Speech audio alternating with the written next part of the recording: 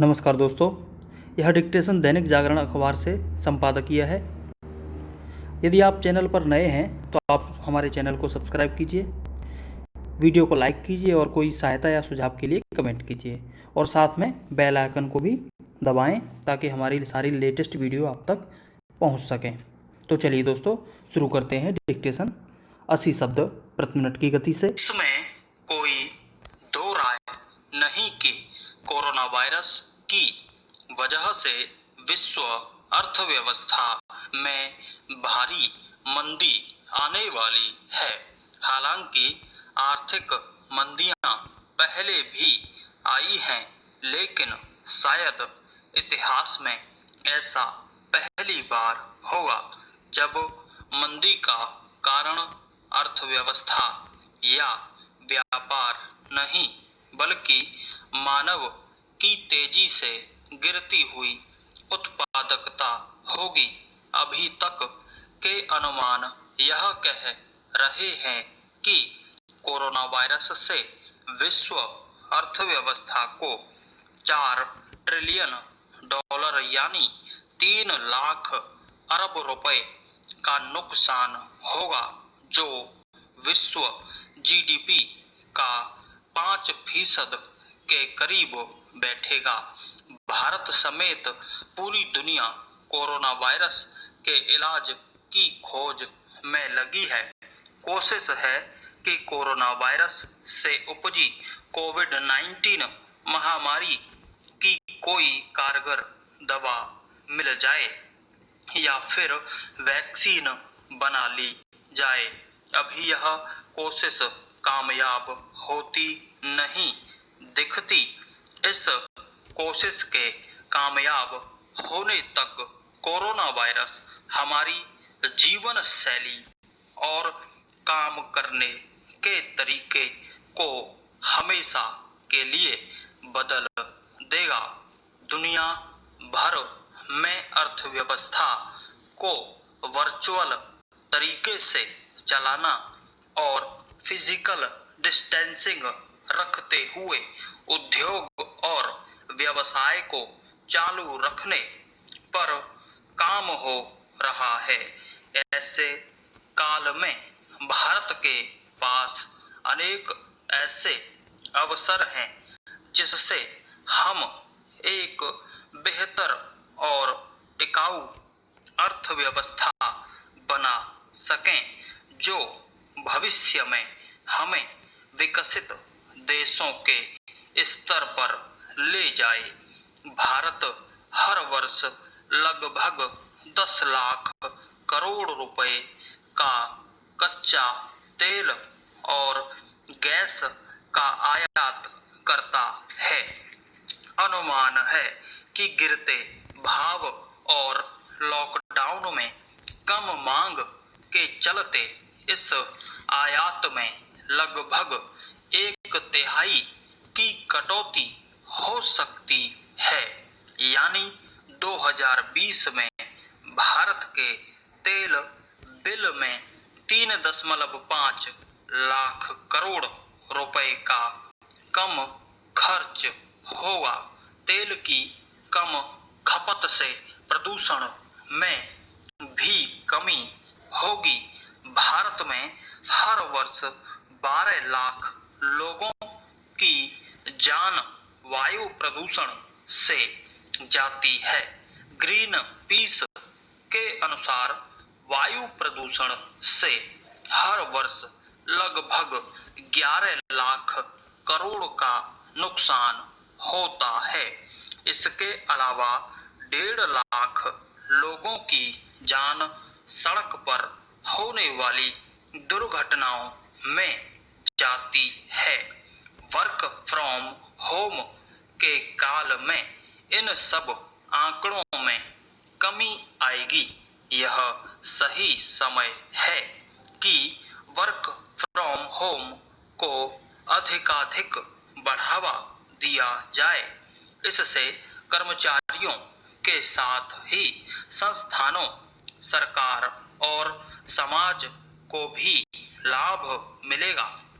अर्थव्यवस्था के इस कठिन काल में हमारे हमारे पास एक अवसर है कि हम विदेशी तेल पर अपनी निर्भरता कम करके प्रदूषण से होने वाले नुकसान से सदा के लिए मुक्ति प्राप्त करें। कोरोना वायरस से विश्व में एक नए प्रकार के उद्यम लगाने का अवसर लेकर आया है। जब तक यह वायरस हमारे आसपास रहेगा तब तक स्कूल, कॉलेज और ऑफिस ये सब ऑनलाइन माध्यम पर निर्भर रहेंगे। ऐसे माध्यम बनाना भी एक बहुत बड़ा उद्यम है। जूम ऐप का उदाहरण ले लीजिए। कोरोना काल में इस ऐप का मूल्यांकन बहुत तेजी से बढ़ रहा है। लोगों को वीडियो से कनेक्ट करने वाले इस प्रोग्राम की शेयर मार्केट में वैल्यू भारत की सबसे बड़ी प्राइवेट एयरलाइंस इंडिगो से 9 गुना अधिक बताई जा रही है। जूम एक अमेरिकी कंपनी है जिसे एक चीनी मूल के नागरिक ने 2011 में शुरू किया था। यहीं पर हमारा आर्थिक विवेक काम आना चाहिए। कच्चे तेल के आयात बिल से आने वाली बचत को हमें ऐसे नव उद्यमियों में निवेश करना चाहिए जो कोरोना काल और उसके बाद विश्व में अपना परचम लहरा सकें। ये उद्यमी ऑनलाइन ऑफिस सेवा, स्वच्छ ऊर्जा और नए प्रकार के ईंधन बनाने का काम कर सकते हैं। पिछले 2 दशकों से चीन ने अपने सस्ते श्रमिकों और निवेश के चलते अपने आप को दुनिया की फैक्ट्री बना लिया है।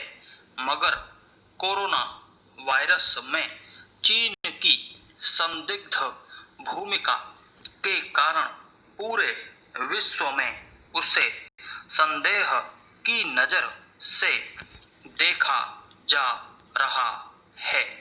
यह सही वक्त है कि भारत विश्व में चीन के विकल्प के रूप में उभर कर सामने आए।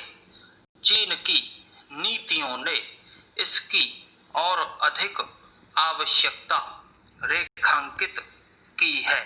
आगामी विश्व सिर्फ सस्ते सामान बनाने वाले को नहीं बल्कि निष्ठा और बुरे समय में काम आने वाले को महत्व देगा। भारत की संस्कृति उसके व्यापार को प्रतिष्ठा और लाभ देने वाली साबित हो सकती है। हमें भावी परिस्थितियों के हिसाब से अपनी अर्थव्यवस्था को परिवर्तित करना होगा। हम ऐसा करके 1990 के दशक में चीन से पिछड़ी हुई रेस में 2020 में आगे जा सकते हैं। एक और आयाम पर हमें ध्यान देना है। ग्रामीण और शहरी क्षेत्रों में आर्थिक और सामाजिक बराबरी का 1990 के दशक से भारत एक ऐसा देश बनता आ रहा है जहां पर 5-6 शहरों पर सारी अर्थव्यवस्था टिकी हुई है। सेवा क्षेत्र को आधी अर्थव्यवस्था बनाने के बाद आज हमें यह ज्ञात हो रहा है कि कृषि की भूमिका कितनी अहम है। हमने न तो अर्थव्यवस्था के विकास को कृषि और उद्योग में बांटा और न ही इस विकास को हम छोटे शहरों और गांवों तक ले जा पाए।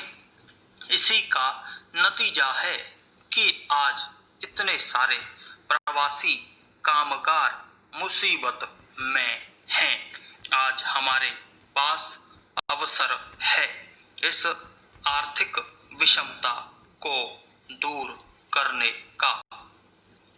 कोरोना वायरस से अर्थव्यवस्था को उबारने के लिए जो प्रयास हो रहे हैं उन्हें गांवों और छोटे शहरों में शुरू करने की आवश्यकता है।